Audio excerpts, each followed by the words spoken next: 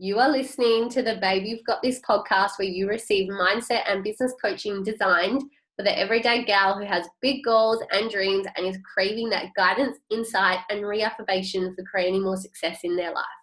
This is episode number 28, and I am chatting with the lovely Jazz Christiansen, who is an independent mama of a 17-month-old boy and runs her own photography business. This absolute babe is only 26 years old and is sharing her journey from the last few years, where she has had her multiple Babe You've Got This moments, which are going to be extremely relatable to you as you listen in. Being in her mid-20s, Jazz has endured many challenges that has really tested her mindset and her mental health, her self-worth, and her confidence. So let's get chatting to hear all about how she has overcome this and how she's been able to shift her mindset and rise up above it all and step into her best self. This podcast is brought to you by Abundance Club, an exclusive online membership to a 16-week holistic health and mindset coaching program. Abundance Club supports, educates, and empowers its members with their self-love, mental health, happiness, nutrition, and exercise. So you can learn more about this by checking out their website, www.abundanceclub.net. Just a reminder to hit subscribe so you are always in the loop when a new episode drops. I am so grateful that I can give you this time and content as you listen in today. And remember to leave a heart-filled review and 5 sparkly stars if you are listening through iTunes, or leave your love-filled comment in the comment section below. By this process, you are contributing to the bigger vision and impact of inspiring and helping women just like you to grow their success and their mindset. So don't forget to leave your Instagram handle so we can give you a shout out on our social media and recognize you for your greatness too. All right, let's get started. Hello. Oh, we just got to unmute yourself, Chaz.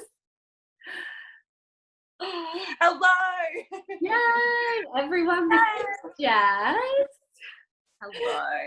I'm so excited to have you a part of our podcast, babe. Like, I know you have so much to share. I'm just going to see if maybe you might need to turn it up on your end as well so everyone can hear. Let's make sure it's... is that better? It's good, it's good. So, oh my gosh, I'm really excited. Jazz is really excited. Guys, as you have probably noticed, we're now vlogging as well as... No, vlogcasting is the word.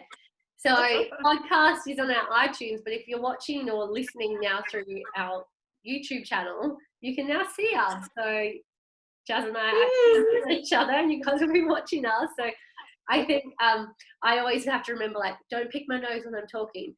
Don't, like, you know, when you do it, it's just a voice recording.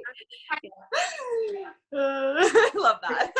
So Jazz, yeah, if you pick your nose or, I don't know, scratch your armpit or something, like, no judgment here. Yeah, right, 100%. All right, cool. Oh, well, we're human. I love it. Just a little disclaimer at the start of this episode, guys. I don't know if you can tell, but I have been very congested I am very congested in my sinuses. Thank you to the weather change. So if at any point I go into a coughing fit, which always happens to me when I have a blocked nose, I will just mute myself anyway. And you have Jazz talking to you. And I've got my hot cup of tea here. But other than that, I think everything should roll out nicely today. All right. So without further ado, enough chit chat from me. Jazz, I know, tell us a bit about your story. So we're going to start with, like, where were you playing and your struggles? What was going on for you? Paint a bit of a picture.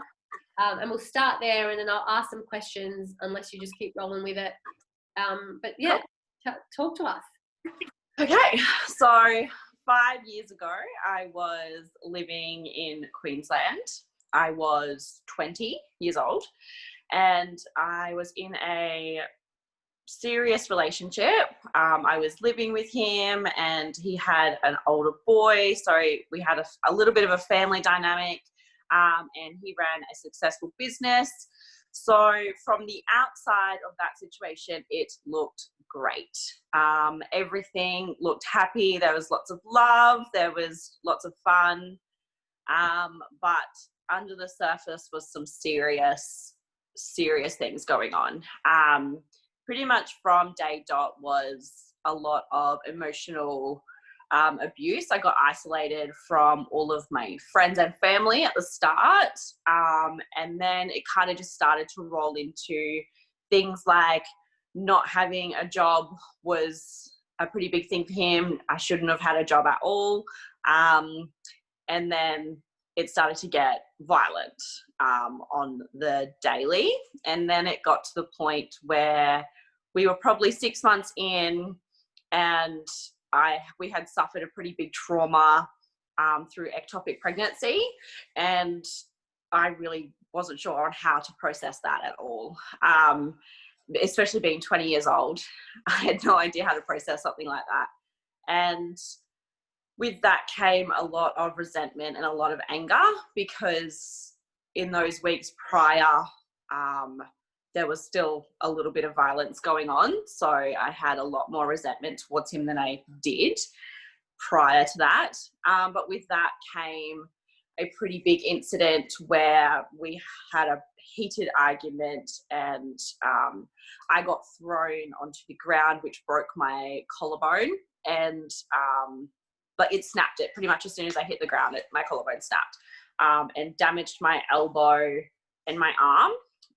And so that moment was, I remember hitting the ground and him, it's like we both snapped out of whatever state we were in, and we went into panic mode. And that's when really the lies came about pretty intensely to everyone around us. So we pretty much made up a lie straight away to cover the story. An ambulance had to be called because I physically couldn't move. And it had been snapped really badly. It took me, they said it would take a really long time to heal, but because I've always been so headstrong within myself, they said it would take 3 months for me to be able to put my hand above my head, and it took me 4 weeks. So even though I had all of these really intense things happening around me, it's still like I had this little part in my head saying, you know, this is just something you have to go through. It's going to be okay. Just keep pushing.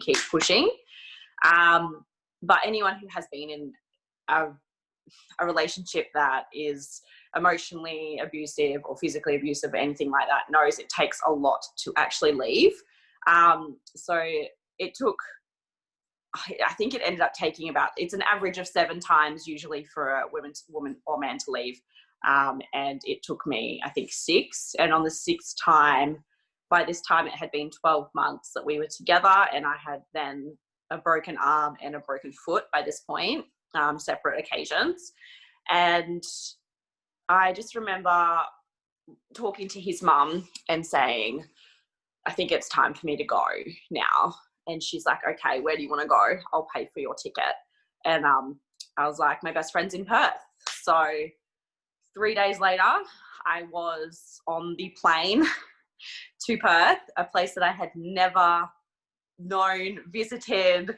I only know one person. I had nothing. I left with a suitcase, and I was in far north Queensland. So I was coming into midwinter in Perth. So I didn't even have any clothes, winter clothes, nothing. I left with $300 to my name and I'm pretty sure my phone was broken as well. And I got on the plane. My memory of getting on the plane is quite fuzzy.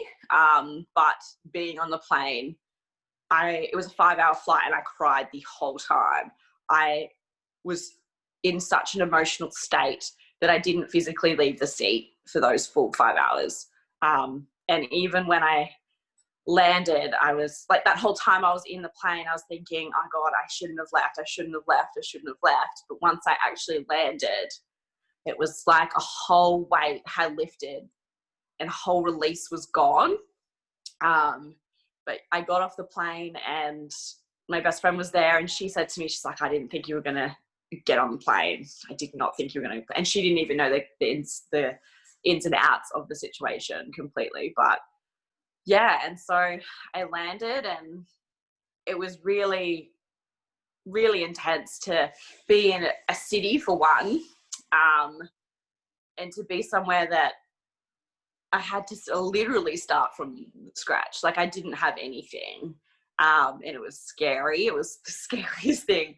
I always have a vision of when, I think it was like day 2, and I was walking to the shops, and I got into this kebab shop, and I just sat there and I was like, holy shit, this is my life. I need to make sure from here I never end up in this position ever again.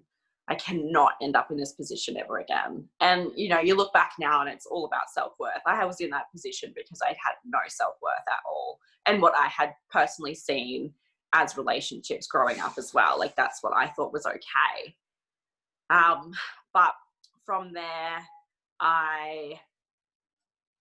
so it was within a 7-day period of me landing.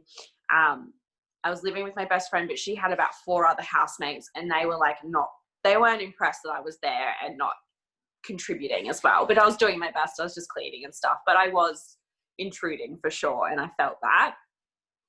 So the next, I think it was the 3rd day, Paige let me borrow her laptop, and I had done up my resume, and I had sent out over 100 resumes.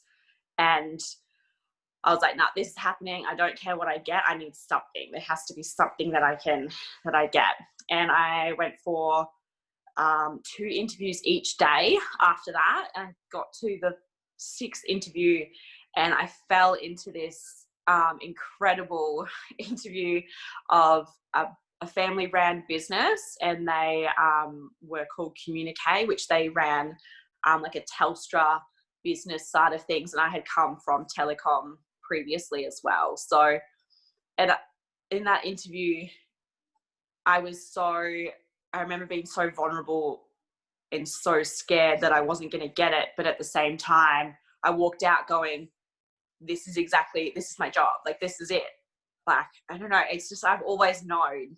And yeah, they rang me that day, and they're like, yeah, we want you to start. And so I started straight away. I'm pretty sure I started on the Friday the next day.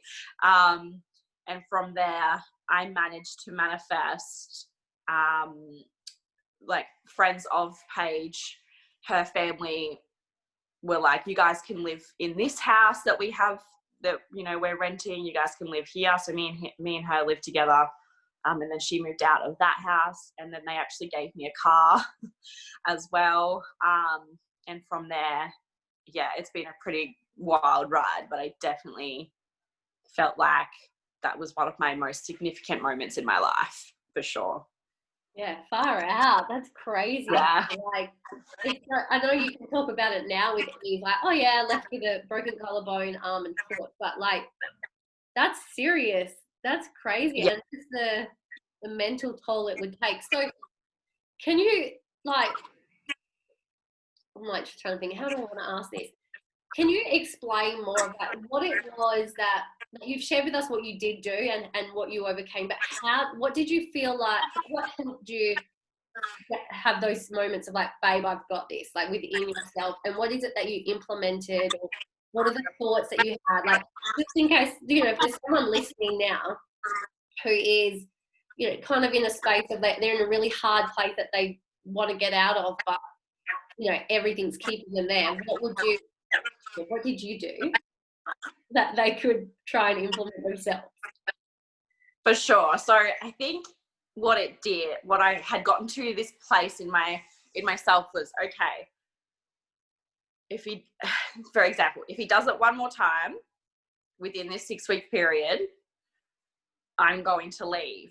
But in that same time, I'm also going to build my mental self up enough to actually leave. So it's just things like having just another person to communicate and bounce off of. Community, massive. Affirmations. I have always been huge with my affirmations since I was a kid. Like, I can go to see on my mirror, I have affirmations everywhere. They were just, I was always attracted to positive words and things like that. And then it was like each day it slowly built up to the point where it was like, okay, like, this can't be your life. Like, if your mental health is priority at this point. You need to make sure you're just building up slowly and slowly and slowly. And I'm also extremely stubborn, so that helps. But it's not about, I think it's not about beating yourself up if you aren't ready. Like, it's not, you can't just be like, okay, you're in a bad situation, you need to change right now. Like, that's not how it works. You need to build yourself back up again. And if you keep, you do it and then it doesn't happen for you, or it doesn't work, it's not the end of the world. You just try again. You haven't failed. You just need to try again. Yeah. Oh, and I couldn't agree more. And we talk about, in this podcast, we talk about affirmations and how to, what they mean and how to do them properly. And every time, like, I interview someone, and in your perfect example of getting out of a space of hardship, it all comes down to, like, what are you telling yourself? What are those thoughts? And what do you actually believe in? So I really love that. So give us a little bit, like, I know I'm just going to mute you, babe, because it's my computer. I think there's like an echoing noise, and I just don't want that on the recording. So, all right, guys who are listening probably laughing at me. I'm half a year into podcasting, still haven't got my shit together or got my technology sorted, but whatever. So just rolling with the punches. So tell us a little bit now, like, it's been a while since then and you've had lots happen. So, and along that journey, you've had opportunity, you've had what you felt like was failure or setbacks. So tell us a little about it. Where are you now, and what life have you created for yourself now, all because that you implement that, babe, I've got this, affirmation. Okay, so where I'm at now, I run a successful photography business, and it's family-based, newborn-based. I've been in business for about 12 months. I've been in business seriously. I've put commitment in for probably the last six months, and that's where I've seen my biggest step up, because whatever you put energy into, you get. So that is really rolling for me. I'm currently an independent mama to my boy Atticus, so it's juggling business and baby mama, and it's honestly every day, like, especially when you're a mum, you've got to have it together. And if you feel like you're crashing, it's community is like my number one now. I will reach out to my girlfriends, and it's just even having that initial chat, like, oh, my baby didn't sleep and I have 5 shoots to do today, or things like that. It's just implementing good relationships, and also understanding that the people you surround yourself with, if you don't talk to them for months on end, you want to be able to still go to them if you need them. Those are people that are gold to have in your life.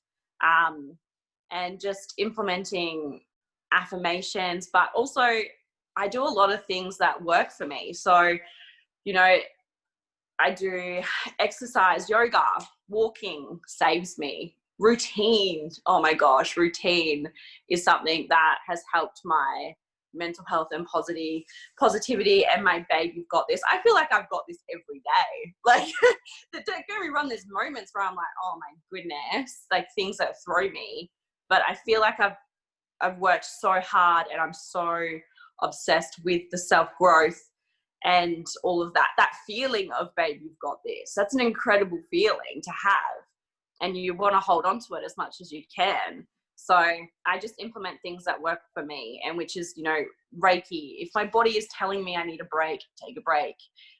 If you need help, say you need help, you need a break from, just someone to take FUB for a few minutes, or just a night's sleep. It's just knowing and not being egotistic about it or proud, and just saying, hey, like, this is getting hard. I need some help. I love that. And it's exactly true. Like, you asking for help. Like, I coach women with this all the time.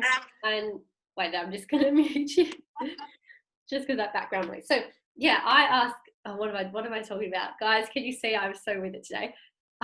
This is how I coach women. Yeah, ask for help. And this is something that I've learned too. Like, I've grown a really successful business, and I can totally relate to where you're saying, like, we have to summon that within inside of us every day, that, babe, we've got this, or babe, I've got this. But we also have to ask for help, and we can't be, if we're too proud, we'll never get anywhere. I feel like being proud puts, like, we've got to be proud of how far we've come. But when we're too proud to ask for help to go further, that really puts our glass ceiling on. It really caps us. And being, we think being proud and not asking for help is like our strong point. But I think our biggest strength, I think we all know, our biggest strength is being vulnerable and asking for help, like knowing it's okay. Like I have this too, like, guys, if you're listening and you're a mum, you can totally relate, where you're like, I just need like a solid 5 hours sleep, like just minimum, give me that. Where to me, mine would be, because I don't have a kid, it's like, I just need a solid chunk of actually be introverted for a bit and have no external communication. Like, my help is, I'll ask hubby, like, can you do this and that for me? Because I just need to switch off and reset and ground. And it really does help. So so they're two of the things that you do. But do you have any more advice, like, going forward for anyone listening? Because this is business advice, but it's also mindset. And as we know, business and mindset, it's the same thing. It's the same stuff we've got to learn and implement. So do you have any last bits of advice going forward for anyone who might have struggled, are struggling like you did, or you've just, in a similar situation to you? You've just got to unmute yourself though.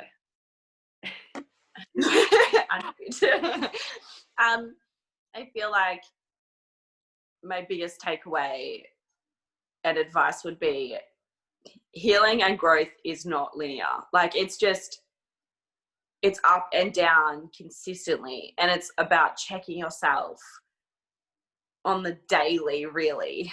And just not being so hard on yourself about failing, like not really failing. You're trying, and you just got to try a little bit harder the next day. It's kind of, I don't know. I feel like you grow through what you go through, and just making sure you've got a good community or good help, good routines. And I don't know. No, I love that. That was perfect in a nutshell. It's like, have your support system, have your support network, and I love that you grow through what you go through. Like, if we're in a challenge right now, if we're not prepared to grow through it, we're going to stay stuck in this. And then, so say we're having some hardship right now. Instead of growing through it, we're like, oh no, everything's fine. We get over it. We let go of the emotion. The same shit's going to come up the next day or the next week. Like, we have to grow through it to get through it. So that's perfect what you said. And I friggin' love what you said at the beginning of that was, healing and growth is not linear. It's not. And these things take time. Like, and it's taken me 5 years to get to this point where I have all of those things. So, like, community, routine, I have personal coaching, and like those things I didn't just go like, oh yeah, these are all the things that I need and now I'm going to be okay. It took each step I did for growth, I gained a thing that I'm like, oh, I'll take that with me for the next step, because that really helps me with my growth and my healing. And just take time. Like, it takes so much time, you can't expect big changes that fast. And it's just, love it. Love being patient, right? It's words that I hate to be told from my coaching. Like, when I get coached on this, it's be patient, got to give it time. I'm like, I want the results now. I need them now. But even if we get the results now, the new challenge will present itself. Like, it's all about having patience and taking one step at a time. And I love that. And it's a really beautiful reminder. So thank you so much for sharing. Just a snippet. I know that was just a snippet of your journey over the last 5 years. But I loved it, and I know our listeners loved it. I can't even pronounce my N's with a block through, so it's weird. I'm like, I'm gonna have to listen back to this and laugh at myself.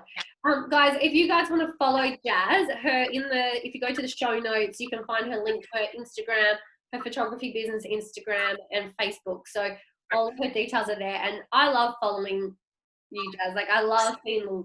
And kids, it's so cute. You post really cool stuff. And I know you're a massive advocate for like mental health and living a healthy lifestyle as well. So I know you're always posting about all of that. So is there anything you would like to finish up with saying? I think I just want to say a big thank you to you and all of the beautiful women I have around me and men that I have around me that are just so supportive. And it's been a really fun journey, and especially with you, I have enjoyed. I feel like my biggest growth has been with you. I just want to say a big thank you, Kimmy. Thank you. You're so welcome. And so, you're giving me all goosebumps. It made me feel all gooey. It's all about the love. All right, babe. Well, thank you again. Thank you so much for sharing and being vulnerable. And I'm so grateful I could give you this space and this time and feature you on our show. And I think that's it. I think that's everything. Awesome. Thank you so much, babe. You're so welcome. And everyone else, thanks for tuning in. Don't forget, take a screenshot, share this in your stories, tag us, reach out, check in with Jazz, follow what she's doing. If you guys want, if you want that support and that mentoring and that coaching, this is something that I offer. It's something we offer within our members club, our coaching club. And I don't know, I'm just feeling in such a lovely mood now from that, Jazz. You've definitely made my day. I'm so excited for everyone else to listen to this. So guys, that's it. Have the most amazing day, and I'll chat to you on the next episode. Peace out, homies.